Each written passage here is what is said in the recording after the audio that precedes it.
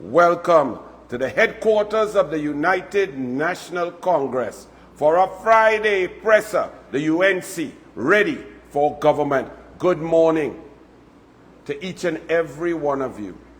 On another sad morning in Trinidad and Tobago, I just had to drop my barber to the funeral of a young man who was murdered at home, just waking up after hugging up his niece and nephew, sound asleep, awoken by bandits invading their safe space. Young Taparai Charles, a Republic Bank employee, was shot in the neck and murdered as he came to investigate his mother screaming from bandits running into their house, invading their homes, robbing them, beating them, threatening them, torturing them. This is Trinidad and Tobago that we live in now under Keith Christopher Rowley and the PNM. The crime scourge is the worst it has ever been in our history. Yet Rowley and the PNM play games. People are dying across this country. A young man, just because he was sitting and liming in Stratford Court with his cousins, was sprayed down with bullets. Another brilliant soldier gone. Bright future snuffed out. Home invasions are rampant. Carjackings. Crime has gone unchecked. And Keith Rowley is absent. Keith Rowley is on the golf course. Keith Rowley is traveling, earning per diem of your money. He talks about crime talks to create a circus. This is what the PNM does. The PNM lacks substance. So therefore, knowing that they cannot win elections on merit, they turn politics into a circus.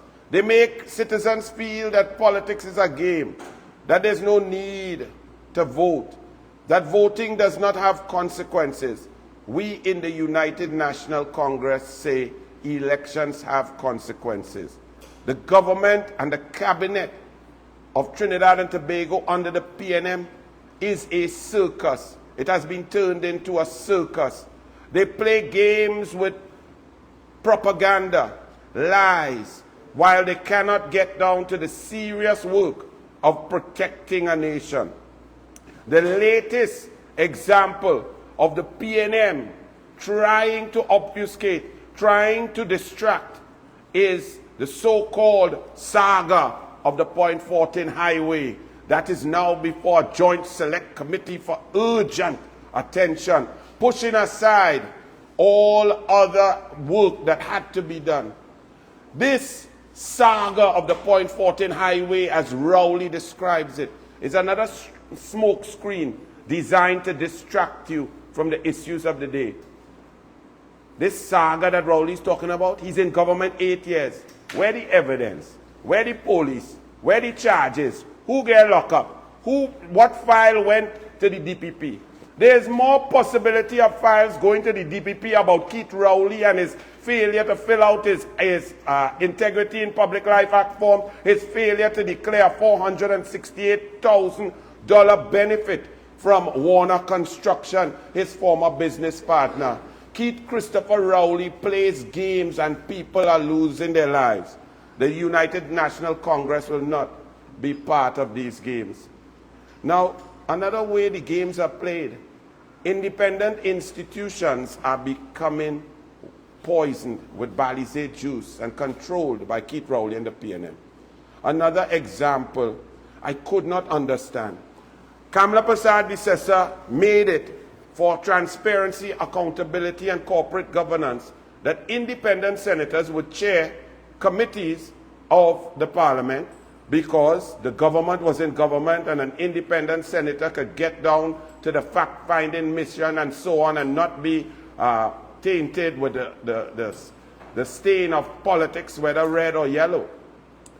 But on Friday in the Senate,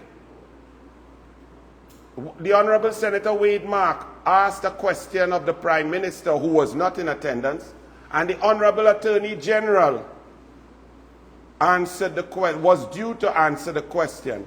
It was a question about the Brent Thomas kidnapping. The Brent Thomas kidnapping and how CARICOM jets, a CARICOM plane was used to kidnap a citizen of Trinidad and Tobago, causing a High Court justice to describe it as an abuse of power. The Honorable Attorney General of the PNM said, and I quote, he will not answer the question because Standing Order 47 of the Senate precludes him from doing so because the matter was before the court. It says at sub judice, matters sub judice, Standing Order 47, a senator shall not raise or pursue any matter which relates to active proceedings in any court of record until the proceedings are ended by judgment or discontinuance. The PNM used that on Friday to not answer questions about Brent Thomas issue, the FUL issue, the utilization of police power across borders to take away and usurp the rights of a citizen. But yet, independent Senator Diorup Timal decides that Rowley says he wants a joint select committee to discuss urgently a matter that he had 8 years of power, 8 years of control, 8 years of investigation, 8 years of his own commissioner of police as the Police Service Commission collapsed, and can charge no one, find no corruption, but wants to play games because an election is coming, and that's the PNM way.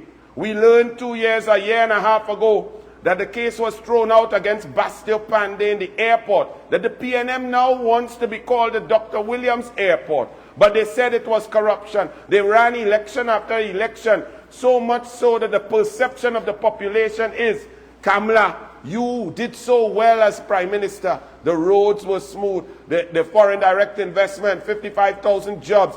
People, the poverty rate was going down. The country was being diversified. The energy sector was booming. 74% of people were getting water. But Kamala, all your UNC corrupt.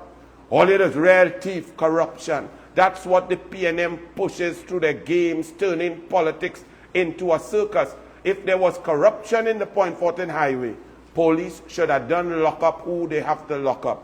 So when an independent Senator, Diorup Timal, and I spoke to him on Friday, I said, look, the PNM is saying sub judice. So therefore, when you come to a joint select committee of the Parliament and the Senate, therefore, it's sub judice, it's in the court. It's a very simple, logical position. Anybody with an impartial mind would say that is very true and stand by that principle and go on with the serious work of the Joint Select Committee. But the independent senator did no such thing. He tried to go ahead, and he's moving ahead, and I saw that put more questions in my mind. So I went to research a bit of this independent Senator Diorup Timal, and I saw, to my horror and chagrin, that Diorup Timal was a member of the PNM board of the EMBD in 2008 under Uthara Rao, where the most allegations of corruption ever came out in the history of that organization, where $400,000 of taxpayers' money was paid to a young lady who had accused Uthara Rao of sexual harassment, where the EMBD offices, there were bills for a sink of $3,000. We thought the sink had gold taps in it. Uthara Rao has questions to answer, still to answer, and must answer. And it is amazing that Diorup Timal claims to be independent, but he is now being unmasked as a member, a former member of a PNM board, because that makes more sense. Because the logic will say that you uphold the standing orders. What's so wrong with just doing what's right? So the UNC will not partake in any circus or any charade by the Joint Select Committee. If there's a Point Fortin Highway and if anything did wrong, go to the police. There's a commission of inquiry. Why hasn't it started? There are court matters. The court is set there to deal and adjudicate. The UNC is focused on matters that impact your life. The crime situation right now where people are living in fear. People cannot come out of their houses. They are not safe at home. They cannot go to the grocery. So we will simply not participate. End of story. And Keith Rowley must get down to the job at hand and attend the crime talks, as Kamala Persad-Bissessar has placated the immature Prime Minister who puts personalities and who he like and who he don't like and who he want to sit down next to in front of the safety and security of a nation. These are not games, people. This is not funny. So, Rowley, sit at your crime talks that you have called for. We opened the papers yesterday and today and we see that the Paria Commission of Inquiry is over and the report has been handed to Her Excellency the President, Christine Kangaloo. The chairman of the committee said it was not an act of God. The UNC asked, then who or what acted to ensure that these divers died? Why were they left to die? What job were they doing and for whom? What purpose? And why were they recommissioning a pipe that had been laid dormant for 4 or 5 years? What was the purpose? Today, we will get into that in depth because in the Senate, some revelations came. So we look forward to President Christine Kangaloo, who in her throne speech, inaugural throne speech, said she's concerned about crime. Crime does not only exist on the ground. Crime is not only the little black boys running around killing each other. Crime is not only gang leaders deciding who would die and who would live. Crime exists at the highest echelons of the government.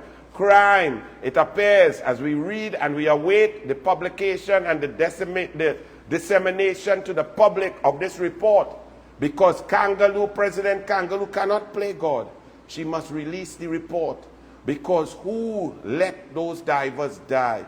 Who acted as God? Kangaloo cannot act as God. She must give the report and ensure that it is dealt with in the most stern, most serious of manners, because this is a stain on the history of Trinidad and Tobago.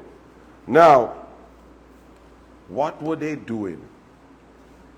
I put it to you, in Trinidad and Tobago, when there is a dictatorship which we have now, the United National Congress has told you, we have allowed as a country Keith Christopher Rowley to breach every law, every rule, every convention about the separation of powers. He has touched and controlled every aspect of life. These checks and balances are to ensure that a person or a government does not wield unfettered power. Keith Rowley controls the cabinet.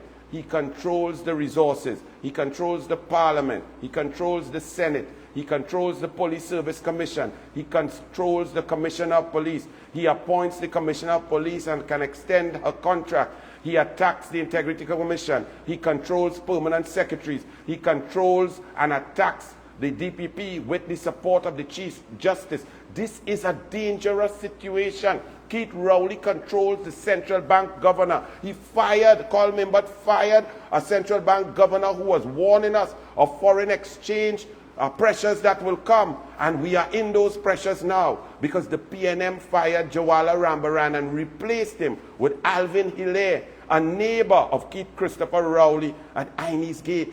This is dangerous. Keith Rowley puts one person, one human being on 7 boards. His best friend, Newman George, who's also the husband of the Speaker of the House.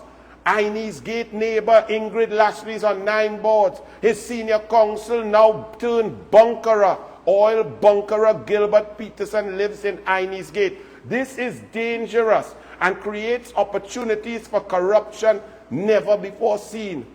I put it to you today that the result of the 39 hours of death and dying of the divers at Paria is linked to the fake oil scandal, is linked to the closure of the Petrotrin refinery. It's linked to the Delcy Gate issue when Vice President of Venezuela, Delcy Rodriguez, came to Trinidad and Tobago while you citizens could not get an exemption to come home to the land of your birth. And she landed at Piarco Airport with the approval of Keith Christopher Rowley and Stuart Young, the then National Security Minister. Also the deal to sell the refinery to Patriotic Energies. All of these issues are intrinsically linked. The divers were left to die. Why? Why were they left to die? There was proof of life. A survivor came out. They were close by. They knew that they were alive and injured. They could have given oxygen. They could have moved. Why did they take decisions to leave those men to die? And what were those men doing? Why was that pipe being decommissioned, that to pump oil surreptitiously into vessels or to receive oil surreptitiously into tanks at Paria, when Paria had been closed down and the PNM had the opportunity to put all of their people and fill out the HR of all these new companies without checks and balances. Checks and balances create an opportunity that makes it more difficult for corrupt practice to take place. When you eliminate checks and balances, and Petrotrin with its long history had lots of checks and balances with accountability, paperwork, different levels of employees checking and double checking, so it was difficult to be corrupt. But when you create a new organization, you can do what you want. In the Senate on Tuesday, Stuart Young, the now Minister of Energy, contradicted his position and the position of the Prime Minister Keith Christopher Rowley in April, May, and June of 2020 in the height of the COVID-19 pandemic. He confessed, Stuart Young confessed in the Senate, and it's on Hansard, that the discussions and the relationship with Venezuela since 2016 on dragon gas necessitated and facilitated a visit by Vice President Delcy Rodriguez on March 27, 2020, while the borders were locked down, to come to meet face-to-face with the Prime Minister Keith Rowley, with himself, the Minister of National Security, on matters of dragon gas, oil and gas, and there were PDVSA oil officials on the plane. This, he says now in 2023, in November. But back in 2020, let me read for you some of the statements made then by a Minister of National Security nonetheless, and the Prime Minister Keith Rowley, when Kamla Persad-Bissessar got information from a whistleblower that a sanctioned, indicted Vice President of Venezuela, who the USA had said no country, no company is to do oil and gas business with them or you will be in breach of sanctions. When the plane landed with oil officials, including Astrobal Chavez of Venezuela, the now president of PDVSA, Keith Christopher Rowley and Stuart Young had this to say. National Security Minister Stuart Young, this is from the Express, May 12, 2020, has said there is no record of what was discussed at the meeting between Venezuelan Executive Vice President Delcy Rodriguez and Prime Minister Keith Rowley. The Minister, Stuart Young, also said there was no preset agenda. In the Senate on Friday, he said a request was made in writing by Delcy Rodriguez, and they were coming to discuss dragon gas, and that was part and parcel of his moves and all the work he has done and the Keith Rowley has done to keep the relationship going and to ensure. He even went as far to say if the pandemic had not come, that dragon gas would have been monetized by 2020.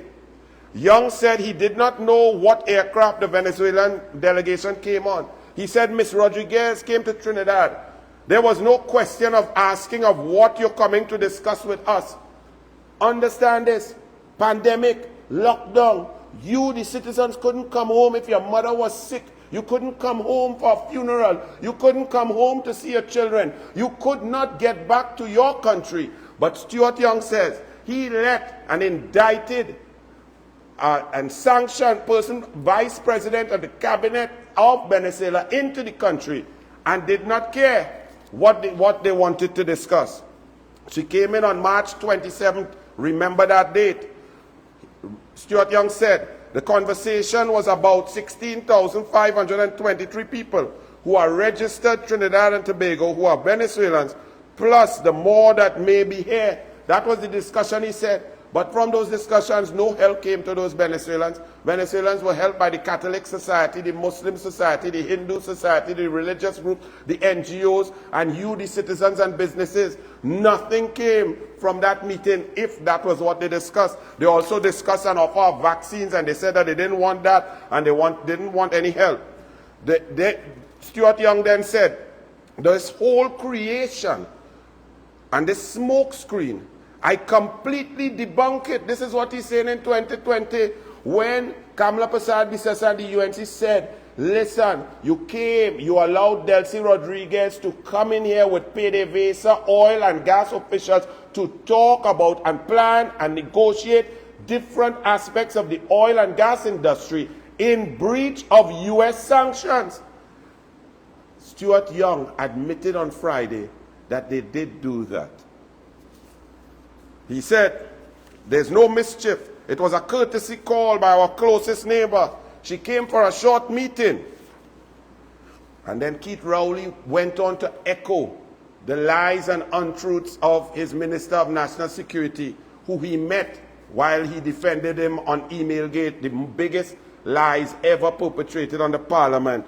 Last Friday, Rowley said he was unaware who the members of Rodriguez's delegation is. Imagine this. Now you must understand Trinidad and Tobago. When you are at the office of a prime minister, there are certain offices that conventionally, historically, give you an impression of propriety, decorum, truth, honesty, and transparency. That is the office of the prime minister. Citizens would not expect a prime minister to call a press conference, sit down, and just lie through his teeth over and over. But we are seeing it here today. The truth may travel slowly, but it would surely arrive. Keith Rowley said he thinks they were all men. This is what the Prime Minister is saying about a meeting with a sanctioned vice president of Venezuela. He said, well, he brought some people, but I think they were all men. Now, in hindsight, you can look and see and feel the dishonesty of Keith Christopher Rowley. Rowley said there was no prior indication of the details to be discussed. Present with her was, I am now discovering, some person called Astrobal Chavez. Now, Astrobal Chavez is a cousin of Hugo Chavez and has been involved with Wilmer Rupetti, PDVSA, oil and gas in different positions since 2003, when Chavez fired all, just like all were fired from Petrotrin. Chavez did that in 2003. The PDVSA restructuring somewhere in the past, nobody in that meeting was introduced as the president of PDVSA. Then Stuart Young said also in the exemption, remember, he didn't know it was the permanent secretary. He didn't drill down. He wasn't aware. He is the only human being, the Minister of National Security, who could sign and approve a waiver, an exemption for anyone to land during the pandemic and the borders being locked. 2 days after National Security Minister Stuart Young denied, then this came. This was a document signed by the Ministry of National Security, approving and approved by Stuart Young, the Minister of National Security, with all the members, Astrobal Chavez, Delcy Rodriguez up here, passport number, information, position, everything was there. So why the lies? Why all of the lies?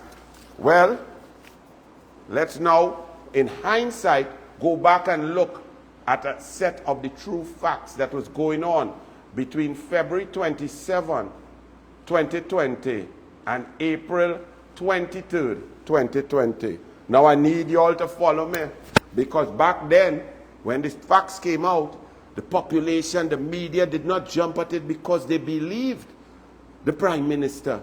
They believed that a Prime Minister would be honest. They believe the Minister of National Security that Delcy Rodriguez came to talk COVID. We now know from the mouth of Stuart Young and Hansard on Tuesday in the Senate that they came to talk dragon, and he's even very good. We say dragon. The Venezuelans say dragon. Well, Stuart Young talks so much dragon that he's saying dragon. So we now know that the Delcy came to talk dragon, gas, oil, and other types of machinations in the oil and gas industry while Venezuela was under sanction. February 27th, Keith Rowley in his press conference, when he was stuttering and telling untruths, he couldn't get the date right of when Delcy asked, and he said, well, she had just been appointed in March, and then Stuart Young had to tell him, no, February 27th, she had been appointed as some head of the COVID committee. But you know why February 27th is a very important day? That was the day a vessel called the Manolatis, during sanctions. Remember, if there are no sanctions, this is not very interesting. But the USA had put sanctions, tight sanctions on Venezuela. And Venezuelan gas, oil, no one was to do business with them. As Stuart Young said, Shell and would not meet with Delcy Rodriguez and so on. They would stay far from that because of the fear of sanctions. February 27th, 2020, the Manolatis ship of Italy, in Italy, was filled with 321,000 barrels of fuel, with its destination being Pointe-à-Pierre. But the paperwork, the consignee, the owner of the fuel was Shell. And Shell, you have a lot of questions to answer. And in the Dragon Gas deal right now, the negotiations are between Trinidad and Tobago, Stuart Young and Rowley, Maduro and Delcy, and Shell. The paperwork said Shell, because in Europe, they don't make joke with their paperwork. As the ship traveled towards Pointe-à-Pierre, and I asked Shell, how come, why was the gas coming to Pointe-à-Pierre? Who in Pointe-à-Pierre was the gas for? Was it for Paria? We don't see any documentation whatsoever. But midway through the Atlantic, miraculously, the gas changed to Trafigura PTE.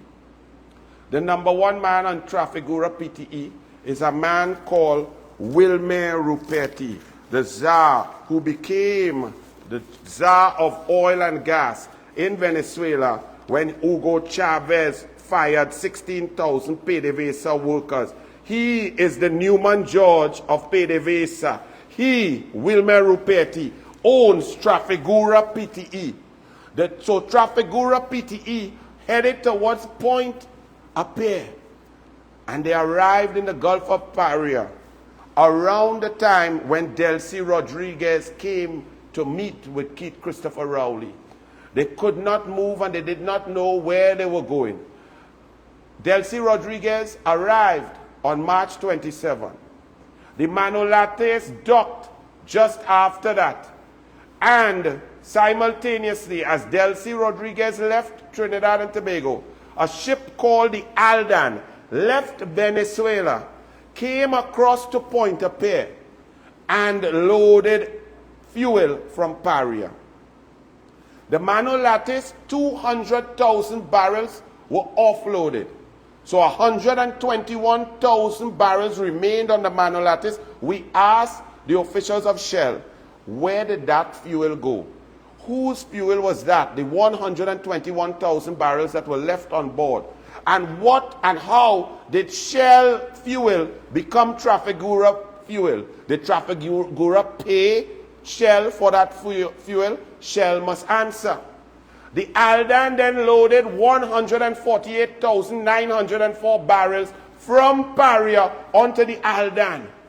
And the Aldan left Trinidad and Tobago, headed to places unknown. The transponder was switched off. Now, who switches off a transponder on the ship? But the U.S. monitored the ship, and it went to Palo Alto, Venezuela, and offloaded. Now, questions. Why was the transponder switched off? The owner of the gas who bought it from Paria, ES Euro Shipping. Do you know who owns ES Euro Shipping? Wilmer Ruperti. So Wilmer Ruperti Trafigura brought the fuel in, and Wilmer Ruperti ES Euro Shipping took the fuel out, just with Trinidad and Tobago paperwork. Now, when you are laundering money or laundering gas, you need official paperwork so that you can say the gas is clean. We asked Paria, we asked Newman George many questions. So the ship went to the island, and we only found out because a Reuters reporter in Venezuela was given the information by the U.S. Coast Guard. And then Kamla Prasad Bisesa and the UNC started to ask questions about this shipment. What was the payment and what was the problem? In response, Paria printed a full-page ad in the newspaper. Full page. Not signed by the board. And in this full-page ad, many questions were left unanswered because the documentation had shown that the ship was going, first of all, leaving Trinidad and Tobago to go to St. Eustatius. It didn't go to St. Eustatius. It went to Venezuela. Then it was changed, the consignee changed it to Aruba, and it never went to Aruba. The government of Aruba said, we know nothing about any Aldan or any shipment of fuel from Trinidad and Tobago. We then had a reporter who has a close relationship with Stuart Young say that there was a sanction clause because now we had to protect Trinidad and Tobago because it was clear that the Rowley government was doing business with Venezuela in oil and gas in breach of sanctions. They said that a sanction clause was added on the 23rd of April. But the ship had left on the 21st. Payments had been made on the 15th. So the contract had been consummated. So who would want to add a clause to a contract which had already been consummated and was over? But these questions still arise. And Paria must answer because in the advertisement, Paria said, and I quote, that ES Euro Shipping from the Deutsche Bank account put and placed money into the RBC account of Paria on the 15th of April 2020. Well, here is the problem, my people of Trinidad and Tobago. In my hands, I have the invoice of Paria to ES Euro Shipping. Now, there are a few questions about this invoice. The invoice is dated April 27th, but the payment Paria said was received on April 15th. How can you pay an invoice that you did not receive? The invoice was made 12 days after Paria said they received payment. That's the first problem. Here's the second problem. Paria said in its paid advertisement that ES Euro Shipping had remitted the $7.9 million US into its RBC account. Okay, sounds good. This is the invoice. Here's the big problem. On the invoice to ES Euro Shipping, it says here, put full name, bank name, and address. First Citizens, Queen's Park, Savannah, Port of Spain. It's very small, my eye is getting bad. But First Citizens Bank, Queen's Park, Savannah, Port of Spain, and it gives a SWIFT code for First Citizens Bank. So I ask you intelligent citizens, if the invoice has a First Citizens Bank, how did ES Euro Shipping pay money into an RBC bank? What was the SWIFT code? How they knew that Paria even had an account in RBC Bank? So we asked Paria and Newman George, was any money actually paid for this gas? Did Wilmer Ruperti pay Paria for gas that he was his own in the first place and he took to Venezuela? Did the money enter? And for the police, the FIU, and a forensic audit, we must check and see the deposits of April 15, 2020 of Paria accounts to see if any money went into Paria's RBC account. But we know that it didn't because the invoice was made out to First Citizens Bank. Now, we also have the invoice from Trafigura PTE. And The PNM says that the Paria was buying fuel because we're not refining anymore. Buying fuel and selling. When you do the maths, 321,000 barrels reached in. 200,000 barrels were offloaded at a certain price, 89.10.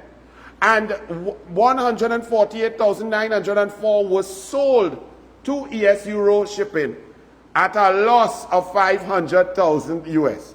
Why would Paria buy fuel and sell it? Fuel is not bananas. It would not go bad. Why would they sell it at a loss? So, we are moving on, and the questions are now for government officials. Because I hold in my hand the customs and excise documents of the Aldan. And I just tell you, suffice it to say, that these documents are dated the 14th of June, 2020. The 14th of June? That sounds very late. The Aldan left Trinidad and Tobago on the 21st of April. How could the Aldan leave without customs and excise documents? These documents were generated 54 days after the ship had left. Which officer they assigned? Where are the police? What is the investigation? This is a very serious thing. But we did not take it seriously. The UNC did. But the media, the police, the authorities did not take it seriously because Rowley said and Stuart Young said, it's COVID, it's no big thing. It's COVID, it's COVID, it's COVID. But it's not COVID. It was oil and gas, fuel, Wilmer Ruperti, Trafigura, ES Euro Shipping, Maduro, Delcy Rodriguez, Shell, Rowley, and Stuart Young. So we'll have some questions for Paria, for Rowley. All of these questions, I don't have time to go through all of them, but I will give them to the media so they can ask them. Because they're not, I don't need the answer, the people needs the answer. And this was an article showing that Aruba distances itself. When the PNM was saying, no, well, the fuel was going to Aruba, the Aruba government came out and said, we have no fuel purchased from Aldan, from Wilmer Ruperti, ES Euro Shipping, or Trafigura. Now, Patriotic Energies, the refinery. The refinery was closed down. Now, Patriotic Energies still has no refinery. The PNM government, Keith Rowley, Colm Imbot, and Stuart Young said they're going to give the union, make them into investors and make them into owners of the refinery. So they formed a company called Patriotic Energies, and they were to purchase. Now, to make a long story short, the refinery is still closed. Patriotic Energies has no refinery, but there's two critical points to make to show the link. The PNM cabinet and Colm Imbot went into Parliament and said, in order for Patriotic Energies to live up to all the expectations that we have, there are 10 conditionalities before the sale can go through. And conditionality number 7 is, and I quote, we must sign an MOU with Trafigura PTE, Wilmer Ruperti. They must sign it, and here it is. It was signed with Trafigura. Why is the government of Trinidad and Tobago playing broker or PR agent or insurance agent or salesman for Trafigura PTE? That the Patriotic, who is buying a refinery, had to sign an MOU to do business with Wilmer Ruperti and Trafigura. But the OWTU did what they did. Deloitte now talks about the money. Now, if you remember, something strange happened, and people may not remember. The Patriotic Energy said they had 700 million US, and they were going to pay it cash to the government. And Colm Imbot, who wants your cash at every level. You're ordering things from Amazon now. You order a hamster cage for my daughter. The hamster cage costs 69 US. To bring it in, costs twice as much. So you buy it for $464, and to bring it in with taxes and duties and so on is $800, because Colmimba does not want you all to have US. So he needs US. He needs the money. So why would Colmimba tell Patriotic Energies, who was coming and say, I'm giving you 700 million cash up front? Colmimba said, nah, we don't want that. Take 11 years. We wouldn't take any cash up front. Use that money as you see fit. And they used the 700 million figure. Now, why is that? Why am I harping on 700 million US? Because 8 months before, Wilmer Ruperti, trying to sanction bust on behalf of Maduro and Delcy Rodriguez for Venezuela, the US had found 700 million US of PDVSA money that Wilmer Ruperti was using to bunker Venezuelan fuel out in the ocean to sell to those who would want to buy it, like Iran, Iraq, and Russia. And that was his way of sanction busting. But the US found out about it, but the 700 million US was still available. So up comes Patriotic Energies with this 700 million US figure. We must ask Patriotic Energies, where were you getting that 700 million US cash? And to Colmimba, why did you not want to take the cash up front? Let me just read for you a little example of what had taken place, which is very similar to what we are seeing that took place in Trinidad and Tobago. This is an article from the International News Newsday, Section A, Wednesday, July 1st, 2020. Venezuela's sanctions set off fight for plundered oil cargo. Miami. For 2 months, the Malta-flagged oil tanker Alkimos has been quietly floated. Right? The Sangelos Marinas, one of the Greeks' most powerful businessmen and owner, he was doing business with Wilmer Ruperti. And it came down, some of the facts were, the shipping instructions indicated the cargo would be transferred at sea to another ship that had been visiting Venezuelan ports. So you bring the cargo on a ship, another a boat that leaves Venezuela comes, they pipe the oil from one vessel to another to break sanctions, in breach of sanctions, surreptitiously, and then that vessel takes it into Venezuela with the approval of Maduro, Delcy Rodriguez, and its Wilmer Ruperti business. Just like what happened with the Manolates, the Aldan, and no transponder, using Pointe-à-Pitre, using Paria, using Trinidad and Tobago's clean paperwork for dirty gas under sanctions. It's very dangerous. The shipping instructions indicated the cargo would be transferred at sea to another ship that had been visiting Venezuelan ports exclusively for the past year, and payment for freight was wired from a third party. Moreover, ES Euro Shipping, did we hear that name before? ES Euro Shipping AG, the Swiss registered company that chartered Alkimos, was owned by Ruperti, a businessman connected to Venezuelan government. In the case of the Alkimos, owners suspected something was amiss, so its lawyers pressed ES Euro Shipping for additional information, pointing out that the contract contained a sanction clause.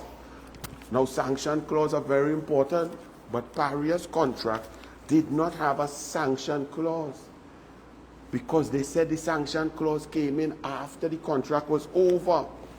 So we now understand that the United National Congress, on having this information, trying to get it out in 2020 to show that Keith Rowley and Stuart Young were doing business with Paria and Newman George with Venezuela in breach of sanctions, very critical, because Trinidad and Tobago, our country, our citizens would have suffered. I asked then Minister of Energy Franklin Kahn in October in the Senate, how much fuel, was purchased in April, only April, because we had heard about this 148,904 barrels and so on. How much was purchased from Trafigura PTE by Paria? And on Hansard, Franklin Kahn said 1.2 million barrels.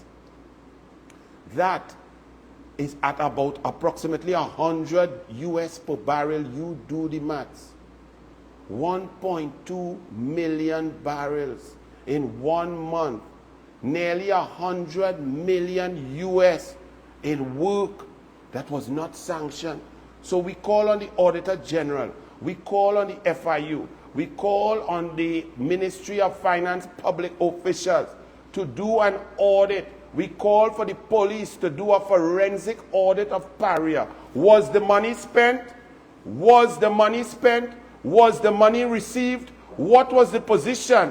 What was the profit? Where did the money go? And where has the money gone? From this discussion that came about when Delcy Rodriguez was allowed to come into Trinidad and Tobago by Keith Christopher Rowley, as Stuart Young told us, that he asked Rowley and Rowley approved, and he did the exemption for Delcy Rodriguez, PDVSA officials to come in while Venezuela was under sanctions. What is the position? We want to know. We want a forensic audit. Was money paid? The 51,000 barrels that remained from the Manolates and did not go on the Aldan to Venezuela, where's that 51,000 barrels?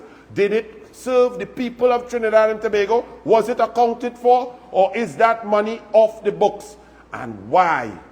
When Kamla Prasad Bissessa brought it out, and all of this bunkering deal and sanction busting was busted, the plan was busted in the open, why was 5 men sent down to clean up a pipe, to prepare a decommissioned pipe that was full of muck and murk, that was of no use?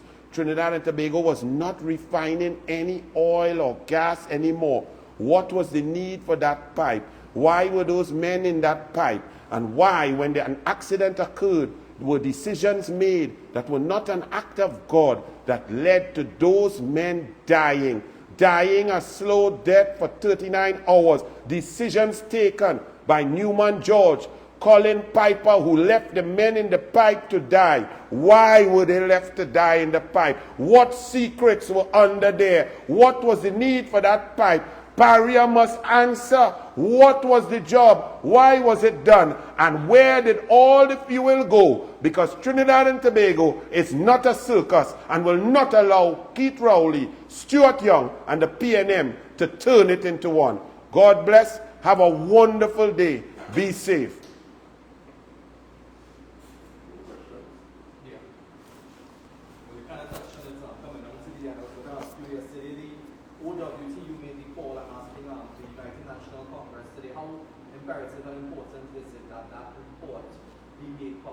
Well, you have said it. It must be made public. There's no choice. These are citizens of Trinidad and Tobago. This is the darkest stain. We just saw in India for about 3 weeks that over 200 rescue workers went up in, when a cave caved in with hundreds of thousands of tons of rock. They risked their lives and they saved the men. Our citizens have died. We do not know why. We want many questions, because not only for the families, for the future, for the laborers, for all of Trinidad and Tobago, the report must be made public. Taxpayers' dollars has been spent, and we must know the truth, because it goes against humanity. All of us are human beings. If I trip here, whether you like me or not is irrelevant. You will jump to try to help me from busting my head. If a child is in a road, you will dive across to pull a child. That's what we do as human beings. Why did Paria take decisions that are anti-human beings? So the public must know. Absolutely, there is no choice. Other than making it public, what do you believe should happen next? Do you think people need to lose their jobs? Do you think they should go as far as criminal charges? Well, we have to read the report and see it and dissect it. And it should go as far as, I must commend the chairman. At first, you know, I was skeptical, because when the PNM chooses someone like Diorip Timal, they choose them for a reason. But throughout the commission, the inquiry, the decisions, he has held himself up as a consummate professional. Whatever recommendations are in that report, they must be followed to the tooth of and nail of the law, the letter of the law. So if criminal charges, yes, criminal charges. If it's further investigation, yes, further investigation. If people have to, they should have lost their work anyway, because without a report, men are dead. End of story. So you were in charge, you were on watch, and men died. So you should have been fired anyway. But what is more important, and I call upon the media, we make copies and give you. This is very serious. Yes, it's 3 years late now. But with Stuart Young admitting that he allowed Delcy Rodriguez and oil PDVSA officials to land and meet face to face with the Prime Minister and Newman George on March 27, 2020, and then these manifestations of impropriety with oil and gas and Venezuela requires deep journalistic integrity and questions for the whole truth to come out, which leads up not only to the shutdown of Petrotrin, fake oil, but the Paria divers also. It is a deep story. It requires a lot of information and research. That's my final question. About 15 minutes in, you first mentioned that all those men were linked to, they said fake oil, they said linked to Delcy. Just help us make that connection as we can. Okay, well, as you saw with the Wilmer Rupetti and you saw with the laundering of the gas that Shell has to answer. Gas went on a ship from Italy, remember sanctions, and came to Trinidad and Tobago. Trinidad and Tobago is a clean, pristine country for paperwork. Now, that whole plan blew up. So there was no way to now bust the sanctions anymore because people were looking. The media was looking, the Venezuelan media, the US. So they had to find a new plan. I put it to you that that pipe that was under the ground, that was unnecessary, was decommissioned, and we are not refining. They have to say why the men were refurbishing that pipe. What was the reason for doing it? They'll have to concoct something. But I put it to you that that was the new strategy. It was 100 million US per month in fuel and going to Venezuela. There needs to be a forensic audit of the books of Paria, because I proffer that there is something surreptitious about the job that was being done. And if the job that was being done needed to be hidden, because you heard a prime minister telling lies to the population in a press conference. You heard the Minister of National Security saying, I didn't know it was a sanctioned plane. I don't know that they were oil. I didn't drill down. All were not true. Why were they so passionate about telling untruths at that time? And we need a full investigation because men are dead. And that pipe was leading out to a situation that fuel could come on and off without paperwork. The customs officers need to answer how you buy a Christmas gift from Amazon. You have to have your paperwork, your custom. They go so, they harass you. You bring in a barrel. How can a ship laden with fuel come, offload, load up, and leave, and no documents? Documents created 54 days later. That is a red flag. This story shows and leads to the most corrupt practice in the history of Trinidad. It surely will arrive. God bless. Be safe. Enjoy your first day of December.